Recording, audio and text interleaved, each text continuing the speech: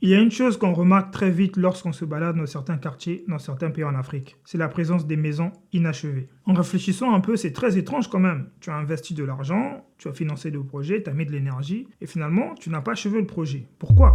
Nous allons tenter dans cette vidéo de voir quelles sont les causes qui entraînent ce genre de problématique en Afrique. Les maisons qui commencent la construction et après se retrouvent inachevées. Et par ailleurs, je vais aussi apporter quelques solutionnements à ces problèmes pour autant les prévenir et les éviter. Bonjour et bienvenue. Si tu tombes sur cette vidéo pour la première fois, je m'appelle Sagesse, je suis architecte et entrepreneur. Et sur cette chaîne, on parle d'architecture et d'investissement sur tous les domaines qui sont liés à la construction, principalement en Afrique, mais aussi en Europe, etc. Raison numéro 1, les finances. Bien entendu, l'argent c'est la première cause lorsqu'on veut construire. C'est le premier moteur lorsqu'on veut entamer tout projet, que ce soit de construction. L'argent c'est le premier moteur qui pilote le projet. Vous savez, il est très naïf de penser que vous allez construire votre maison uniquement avec votre salaire. Vous allez construire votre maison avec les économies de votre salaire. Oui, la construction c'est pour les riches, c'est pour les gens qui ont suffisamment les moyens. Soit vous réunissez l'argent, vous réunissez les fonds pour construire un projet une bonne fois pour toutes, soit vous faites un emprunt. Mais ne vous dites pas que j'ai mon salaire, je veux construire la maison, je vais démarrer petit à petit. Ce genre de projet, ça n'entraîne que des complications à l'avenir et après des maisons inachevées. Il y a des gens, parfois ils ont un petit 5 000 euros, ils se disent ah, j'ai un 5 000 euros, c'est bon, je vais commencer un projet de construction, je vais envoyer en Afrique, on va construire. C'est bien. Mais le problème c'est qu'avec 5 000 euros, tu peux pas aller très loin. Le problème, on voit trop les choses à court terme, alors qu'à long terme, tu vas te rendre compte que tu vas très vite t'arrêter. Généralement, quand vous êtes de la diaspora, vous avez un peu d'argent en Europe, 5 000 euros par exemple, qu'est-ce que vous dites en premier? Ok, j'ai 5 000 euros, j'envoie en Afrique, on va commencer à faire des briques, etc. Ça va monter des briques, on va commencer un petit truc fondation, on va creuser, clôture et tout. Ce qui se passe, c'est quoi? C'est que quand vous basez votre projet comme ça, quand vous avez une petite somme, déjà vous voulez déjà attaquer, ça n'aboutit pas très loin, vous êtes fatigué, vous ne pouvez pas investir plus loin dans ce projet. C'est tout ça qui crée à ce que il y ait souvent des démotivations pour un projet. C'est-à-dire que quand tu n'es plus motivé, tu te dis que tu avais eu un peu d'argent et après tu n'as plus cet argent dans les mois qui suivent, finalement et les projets ça reste là, ça stagne, ça prend énormément de temps parce qu'on ne se prépare pas, on n'a pas la vraie vision qu'il faut. Je pense que les maires devaient interdire de construire sans permis de construire. Tellement les gens construisent comme ça, genre parce qu'ils ont juste eu un peu d'argent, un peu quelque chose, ils veulent déjà commencer à monter des briques. Au final, on se retrouve avec beaucoup de projets qui durent longtemps. Alors vous savez, le temps c'est de l'argent. Raison 2, le plan, le projet. Ici, par le plan, je veux surtout parler du plan de façon projet. Qu'est-ce que vous envisagez faire pour construire? Pourquoi tu as envie de construire? Qu'est-ce que tu envisages de faire avec la construction que tu vas y mettre? C'est quoi les raisons? C'est quoi tes motivations? C'est ça le plan. Généralement, les gens de la diaspora, quand ils sont en Europe, en Afrique, en Asie, etc., un peu partout, la première pensée quand ils ont de l'argent, justement, c'est de construire. C'est une bonne chose, c'est louable, c'est appréciable. Le problème, c'est que quand tu vas demander à ces gens-là pourquoi tu veux construire, les raisons sont parfois très étonnantes. Il va te dire, je veux construire parce que je veux laisser une trace au pays, je veux construire parce que je veux construire ma maison au pays, alors que c'est la personne qui vient une fois par an ou peut-être une fois toutes les 2 ans en Afrique. Et donc c'est ce genre de personnes qui vont te dire je veux construire ma maison au pays, je veux construire pour laisser une trace, ce genre de raisons qui n'ont pas vraiment de motivation précise. L'intention pour le coup elle est très bonne. Le problème c'est qu'elle est fondée sur rien, elle est fondée sur aucun rocher. Donc il n'y a rien qui maintient cette attention. Il n'y a pas de projet derrière, il n'y a pas de projet de vie derrière, c'est juste une chose qui, en gros c'est comme un caprice qu'on se fait. Ah parce que voilà, je vis, j'ai mon père, je dois construire, je dois monter une maison. C'est un caprice qu'on se fait nous-mêmes qui bloque les gens, justement, qui vous immobilisez beaucoup d'argent quand vous faites ce genre de choses parce que quand vous faites un projet qui n'aboutit pas ou bien qui dure longtemps, c'est de la perte de l'argent, c'est de l'argent qui est bloqué quelque part qui aurait pu servir à autre chose. Ici en Europe, les projets ça coûte très cher. Généralement, tu vas pas voir les gens construire dès que les entreprises y construisent. Ils veulent finir le plus vite possible parce que chaque jour ça coûte de l'argent. Chaque jour ça coûte de l'argent, c'est de l'argent qui n'est pas rentabilisé, c'est de l'argent à construire et tout ça, c'est des choses qu'on évite, qu'on fuit. Donc le problème, le but c'est de mettre un projet sur pied, de le lancer, de le terminer et après c'est bon, tu commences à rentabiliser. Mais généralement nous on n'a pas cette notion là parce qu'on n'est pas peut-être encadré par des gens qui savent ou alors tu te lances toi-même dans ta chambre, dans ta maison, tu te dis bien il faut que je construise, tu commences à lancer un petit projet, tu envoies tout le temps de temps en temps, chaque mois, ça ne se conçoit pas comme ça un projet. Un projet c'est un truc qui se détermine, dont on sait net et précis, ça va commencer tant, ça va terminer tant. Déjà, ayez un plan concret, net et précis, c'est-à-dire que sachez à peu près ce que vous voulez faire de votre terrain? C'est bien, aujourd'hui, il y a des gens, ils ont des beaux terrains à des endroits bien, mais ils ne savent pas vraiment quoi faire de ce terrain.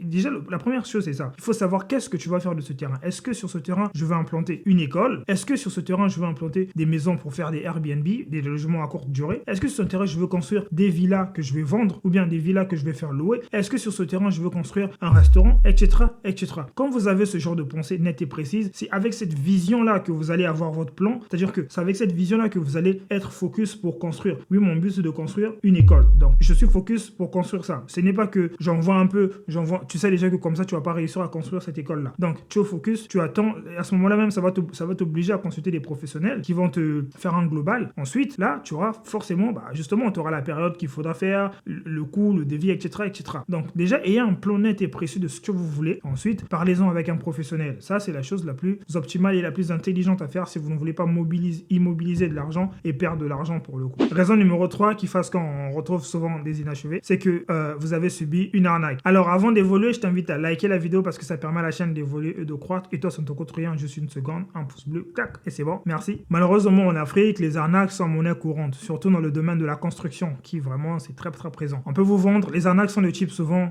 foncier. Moi, je connais des gens, ils ont eu à acheter un terrain 2 fois parce que le propriétaire lui a vendu le terrain alors qu'il avait déjà vendu à une autre personne et l'autre personne vient le revendiquer. Il lui dit que moi, j'avais acheté avant toi, donc tu me rembourses. Donc, il a eu acheté 2 fois le même terrain. Il y a des gens qui sont arnaqués parce qu'ils achètent des terrains qui sont déjà vendus et ils perdent leur argent pour le coup. Donc, il y a toutes ces choses-là qui sont autour de la magouille sur les terrains. Imagine que tu construis ta maison, tu achètes ta maison, tu commences à construire. Cette maison-là, on vient te dire que voilà, une autre personne vient te dire moi j'avais acheté ce terrain il y a 50 ans, voilà, il te montre les papiers. Tu sais plus quoi faire, ça part en justice, ça perd du temps. Parfois c'est des affaires qui durent longtemps ou alors même si tu ne gagnes pas en justice et le vrai propriétaire, il n'a pas pour lui de l'argent pour construire sur ce terrain, donc ce terrain reste inachevé. Tout ça, ça crée parfois des raisons pour lesquelles on retrouve parfois des maisons qui ne sont pas achevées. Donc c'est pourquoi pour se prémunir de ce genre de choses, il faut en fait être très vigilant. Surtout sur ce genre d'opération qui coûte beaucoup d'argent, où les sommes sont très très vite assez élevées. Il faut se renseigner et être accompagné par des juridiques, par de la juridiction notaire. Aujourd'hui, on dispose des moyens pour vérifier si un terrain a été vendu plusieurs fois ou pas du tout. Vous avez un document qui est le titre foncier, c'est la chose que vous devez avoir en priorité, surtout si vous voulez vous lancer dans des projets de grande envergure sur vos terrains. Là, vous devez détenir un titre foncier qui certifie bien que c'est votre terrain et après là, vous pouvez faire ce que vous voulez. Vous pouvez même venir tous les soirs, vous dormez sur le terrain, il n'y a pas de souci, c'est à vous. Mais quand vous n'avez pas certains éléments qui garantissent et qui attestent que vous êtes la propriété absolue de ce terrain, vous vous retrouvez souvent 5 ans plus tard, 10 ans plus tard Voilà. Donc c'est pourquoi il faut faire les choses bien carrées. Commence premièrement, ne marche pas directement à 4 pattes. Prends d'abord tes 2 pattes, tu vois le terrain, tu analyses, tu consultes des notaires, vous certifiez, titre foncier et tout. C'est vrai que c'est compliqué à voir, mais on peut les avoir. Donc vaut mieux, même si c'est compliqué à voir, surtout si tu as un projet de faire un grand bâtiment sur ce terrain, vaut mieux avoir tous ces documents légaux bien en place au chaud et ensuite tu mets en place ton projet de construction. Ça, c'est ce que je préconise toujours à mes clients quand je discute avec eux. Voilà, est-ce que le terrain, ça va, il n'y a pas de... Parce que souvent, c'est monnaie courante chez nous, donc c'est obligé de passer par cette étape-là, de voir tout ça. Et après, voilà. Et même pour parfois les permis de construire, tu as besoin de ça, quoi. Donc c'est pourquoi c'est très important de toujours être très minutieux sur ce genre de points-là, qui est la législation de tous ces documents de terrain. L'autre sorte d'arnaque que l'on peut subir, c'est celui où on charge, où on délègue, par exemple, la construction de ce projet à quelqu'un qu'on connaît, c'est-à-dire qu'un membre de notre famille, une personne tierce, de s'occuper du terrain. Le problème, c'est que généralement, on confie à des gens qui ne sont pas professionnels et ces gens-là, ils abusent un peu de notre confiance. Surtout si on n'est pas... Si c'est quelqu'un de la famille, tu lui dis, vas-y, ça c'est des choses qui reviennent très souvent. Vous êtes, je pense, avec toutes les informations qui ont dû tomber, vous avez dû savoir que c'est très dangereux de confier ce genre de projet à des membres de la famille. L'argent et la famille, ça ne fait pas bon ménage généralement chez nous en Afrique. Donc, quand tu vas t'obstiner à faire ce genre de choses, en Afrique, généralement, les gens ont une vision comme quoi, en Europe, on vient, on toque sur ta porte, on ouvre et on te donne de l'argent tous les matins. Donc, la vision, elle est tellement d'une façon de gagner facile de ceux qui sont en Europe que quand tu es en Europe, c'est frustrant, tu vois. Tu sais que tu te lèves le matin dans le froid, etc., que tu travailles dur pour ça et que tu te fais arnaquer, tu dis, tu comprends pas comment mon petit frère... tout ça, c'est parce que tu as voulu un peu négliger les choses, tu vois. C'est aussi bien quand tu es malade, tu vas pas aller demander à ta mère de te soigner ou de t'opérer. Tu vas dans un hôpital, tu vois un professionnel pour ta vie. Donc, c'est comme dans tous les domaines de la vie. Dans tous les domaines de la vie, il y a des professionnels, il y a des gens qui encadrent ce genre de trucs. Vois un professionnel, vois un ingénieur, un architecte, architecte, etc., etc. Et ensemble, bâtissez un projet pour cette construction-là. Et ne confie pas au maître maçon, à ton frère, à ton neveu, etc. Dans tous les cas, tu seras déçu. Dans tous les cas. Et puis, quand vous construisez en étant en Europe, sans même jamais faire un tour, ne fût-ce que pour la moitié de vos travaux en Afrique, c'est que vous n'avez pas votre cœur là-bas, c'est que vous n'êtes pas dans le besoin de construire. Parce que si tu veux construire, tu as ton bébé là-bas, bah, tu dois quand même faire un tour pour aller voir comment ça se passe. Si tu envoies, j'ai entendu des histoires comme quoi les gens ils envoient, et pendant au moins 5 ans, 10 ans, ils se rendent compte que bah, le projet n'a jamais été construit. Mais attends, t'étais où pendant tout ce temps-là? Si c'est un projet que t'avais vraiment à cœur. Déjà, quand tu remarques ce genre de truc, que tu n'es pas prêt à partir, à faire un tour au pays alors que tu as un projet de construction, ne construis pas. À moins que tu aies confié le projet à un vrai professionnel où tu as des vérifications tous les jours, toutes les semaines, etc. Ne construis pas. Parce qu'on ne s'engage pas dans ce genre de projet-là. Même quand tu vas acheter une maison, tu vas faire une visite immobilière, tu l'achètes pas. Je sais pas où, tu l'achètes. Non, ça se fait pas. Tu fais une visite, tu vois, le bien, il est bien réel, etc. C'est comme ça que ça se passe. Donc, il y a des erreurs parfois qu'il faut éviter. C'est des erreurs de débutants. Surtout en 2023, on est dans une période où c'est beaucoup plus difficile beaucoup plus difficile, je ne sais pas, mais avec l'intelligence qu'on apprend là, il faut plus se faire arnaquer, c'est tout. Raison numéro 4, vous ne confiez pas vos projets à des architectes, des professionnels ou des maîtres d'œuvre. Les maîtres d'œuvre, c'est simplement, un maître d'œuvre, c'est une personne qui, en gros, qui suit ton projet de A à Z, Ça, c'est un maître d'œuvre. Et donc, en Europe, généralement, les architectes sont des maîtres d'œuvre, parce que les architectes, ils suivent des projets, la plupart des architectes, ils suivent des projets de A à Z. Voilà ce qui se passe. Quand vous confiez votre projet à un architecte, vous pouvez décider de lui donner juste la mission de conception, c'est-à-dire qu'il va juste faire le plan, il va vous remettre et vous allez vous débrouiller, c'est-à-dire que vous allez trouver les gens qui vont construire, vos artisans, etc.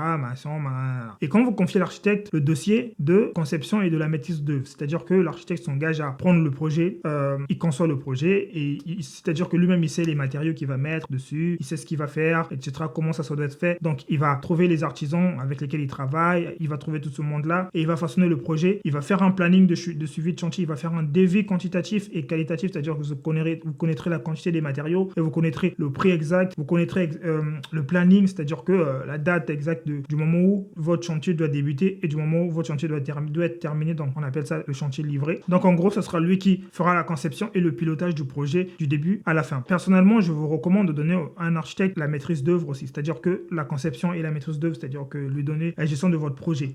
Généralement, c'est pas les mêmes missions parce que ça varie en fonction de coûts, etc. Mais c'est la meilleure des façons. Vous savez pourquoi? Un architecte, en tout cas un bon architecte, ce qu'il fait, c'est que quand vous lui confiez un projet, c'est comme si c'était votre projet. C'est-à-dire que c'est comme si c'était c'est lui qui enfante le projet, donc c'est comme si c'était son projet. La manière dont il en prend soin, dont il veut que ça aboutisse, dont il est impliqué dans un projet à 100%, c'est la même manière que vous aussi vous serez pour votre projet. Il n'y a pas beaucoup de monde qui serait impliqué à 100% dans votre projet à vous que l'architecte. C'est-à-dire que vu que c'est lui qui a fait le projet, il a réfléchi, il va trouver des entreprises qui vont construire. S'il y a des pièces qui sont assez compliquées, lui-même il sera là pour montrer comment les faire, etc. C'est dans cette démarche-là que les projets que vous voyez, des projets beaux qui sont réalisés. Parce que c'est l'architecte qui gère la maîtrise d'œuvre, etc. Il est parfois sur chantier, il va vérifier comment ça se passe, etc. Si ça se passe bien, si ça respecte. À ce moment-là, lui, il aura le besoin, c'est aussi son image qui est en jeu, sa vision des choses qui est en jeu. Donc, c'est tout ça qu'il aura à mettre en place pour vous livrer un très beau projet. Ce qui veut dire que vous serez toujours, dans la plus grande partie des cas, si vous avez été en contact, la bonne relation avec votre architecte, vous serez toujours satisfait du projet qu'il vous livrera. Parce qu'il en a pris soin comme si c'était le sien. Parce que lui, c'est aussi sa vitrine, c'est aussi ce qu'il doit montrer aux gens. Voilà ce que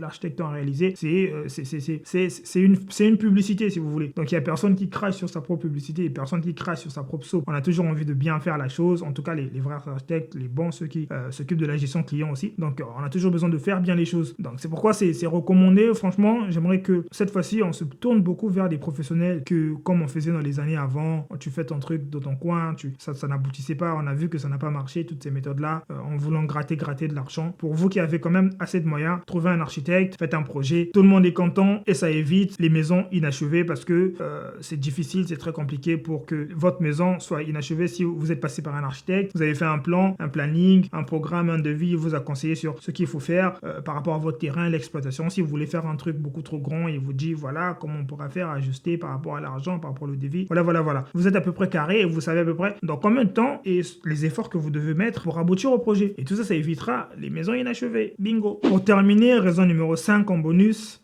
vous êtes mort. Le décès, ça c'est des choses, malheureusement, ça arrive à tout le monde. Tu peux avoir commencé un projet et beaucoup de maisons en Afrique, en effet, beaucoup de maisons inachevées qu'on vend dans les quartiers et tout ça. C'est parfois quelqu'un qui avait commencé son projet de construction. La ville a rappelé un peu plus tôt que prévu, donc cette personne s'est décédée. passé, le projet n'a pas pu aboutir et voilà, bah, il n'y a personne qui a pu reprendre le flambeau de la maison, de la famille. C'est pourquoi c'est toujours bien, on n'a pas aussi cette culture, non, mais ce sera bien toujours d'avoir des petits testaments et surtout quand vous faites ce genre de projet de construction, bah, d'avoir un plan. C'est pourquoi un plan, par exemple, tu as un plan, ton fils peut revenir sur ces traces de plan pour finir ce que tu as commencé. Donc c'est tout ça quand on vous demande d'avoir des professionnels ou alors si par exemple vous avez fait un projet et que vous n'avez pas abouti à la totalité, pouvez-vous dire que voilà, que vous pouvez faire une note, un testament à quelqu'un, voilà, ce genre de cas, pour éviter les cas où on tombe sur des maisons inachevées, tout ça, la mort ça prévient pas, ça vient comme ça, c'est des vrais cas réels qu'on rencontre, voilà, pourquoi cette maison, elle n'est pas, son propriétaire il était, mais dommage, voilà, il y avait personne quoi. Les amis, laissez un pouce bleu, ça vous coûte 0 €, ça me permet de développer la chaîne, comme ça on va toucher plus de monde et on va parler de vraies problématiques réelles. À très bientôt, du bon contenu. Pour me contacter, pas de souci, en fait, vous allez sur la description, vous avez toutes les informations pour me contacter. Pour le moment, on passe par ça parce qu'il y a encore les développements techniques, site internet, ça va venir avec le temps. N'hésitez pas à commenter si vous avez quelque chose à dire et surtout, voilà, à vous abonner parce qu'il y a du contenu de lourd qui va arriver. C'était Sagesse, l'architecte, on se dit à la semaine prochaine.